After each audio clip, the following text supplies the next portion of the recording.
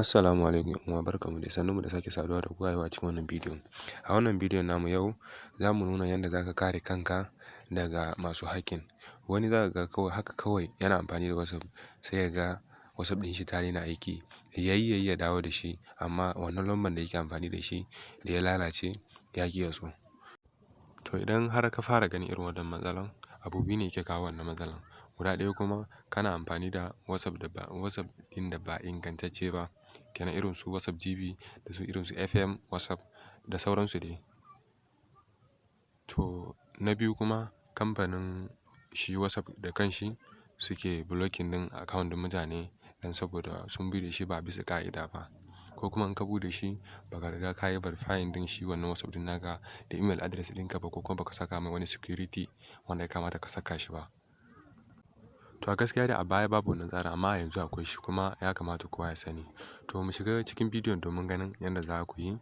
Abu na farko kuna buƙatar WhatsApp normal ko business, kowanne dai in kai daidai ne. To idan ka shiga WhatsApp, abu na farko da za ka yi a hannunka na dama can sama za ka ga wasu ƙananan ɗigo guda uku.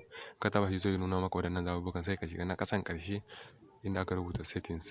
Sai za ka gani a waɗannan zaɓuɓɓukan za ka ga inda aka taɓa nuna alaman makulli kenan.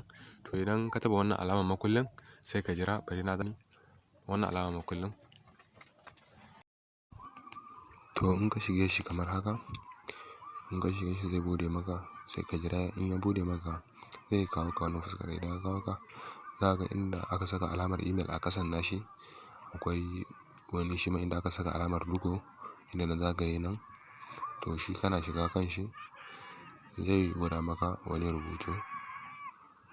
To zai ce maka a nan ƙasa za ka ga wani alama kamar baki-baki haka tool on. To kana danna kan shi sai ka jira sai buɗe maka. To in ya buɗe maka a nan wajen zai ce maka ka saka security da kake so ka saka, code kenan wanda kake so ka saka. Idan ka gama sakawa zai kawo ka nan wajen zai ce ka saka email ɗinka ko kuma kana buƙatar saka email ɗinka ko ba ka buƙata. Idan kana so za ka taɓa can inda aka sa na saman can baƙin nan, in ba ka buƙata kuma za ka taɓa na ƙasan.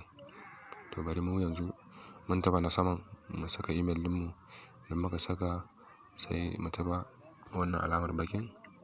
To za su tura mana code za mu je mu kwafe shi a email ɗinmu za mu zo mu saka. To idan aka tura maka da wannan code a email ɗinka ka je ka kawo ka saka, to sun riga da sun yi verifying ɗin WhatsApp ɗinka. To don Allah ƴan uwa, idan wannan bidiyo ya burge ka kar ka manta ka danna mun subscribe sannan ka yi min liking sannan ka yi mana comment ra'ayinka kenan a ƙasa. Za ka ga inda aka rubuta comment kawai ka je ka rubuta mana ra'ayinka, ko kuma in akwai wani abu da ya shige maka duhu kana so ka yi tambaya duka dai za ka iya yi a ƙasa gurin comment.